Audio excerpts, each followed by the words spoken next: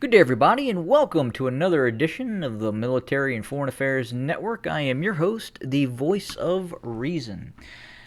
Today, we are entering day 116 of the ongoing war between the Russian Federation and Ukrainian forces.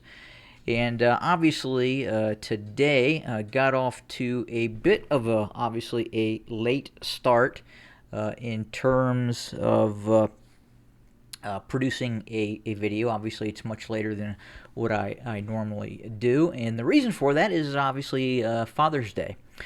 And today, me and my boys decided to go check out the Dragon Man Museum, located east of Colorado Springs. So if you're in the Midwest or specifically in Colorado and you have not checked out the Dragon Man Military Museum, would highly recommend checking that out. That is probably one of the largest personal collections of military type artifacts that I have ever seen.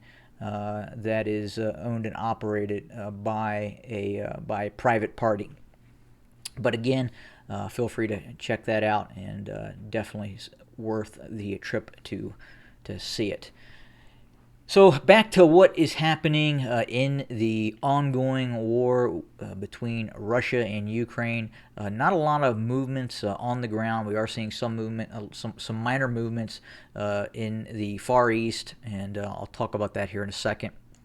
But more specifically, there are reports coming out of a variety of media outlets to include, it first has been reported by Russian forces, and then it has also been alleged out of some European and United States news outlets as well.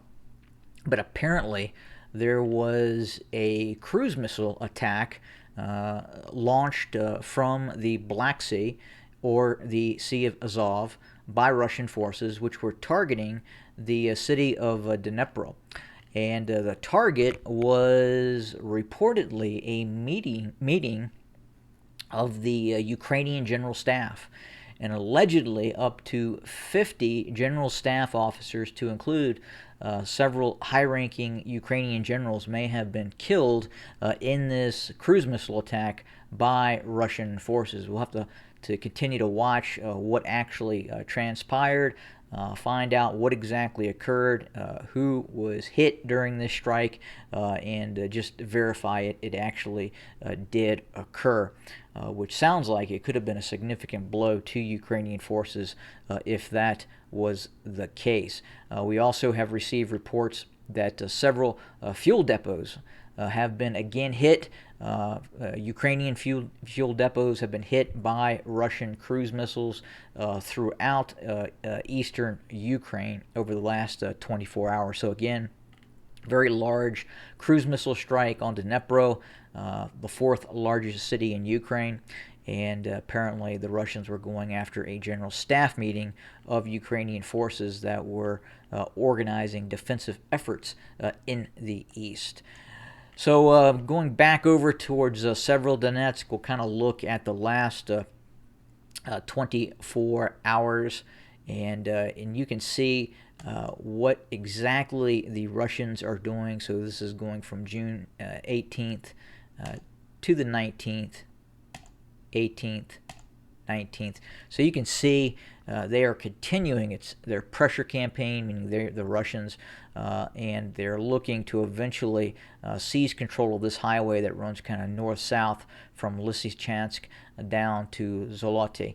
And it would appear the Russians are looking to envelop Ukrainian forces here in the south, while at the same time continuing to pressure and push towards both Severodonetsk and they've seized, for all intents and purposes, most of Severodonetsk, and now they're trying to move up the main route west of the Donets River along this locale, kind of head up and attack Lysychansk, quite possibly from the south and from the rear as well, as Russian forces continue operations near Popasna.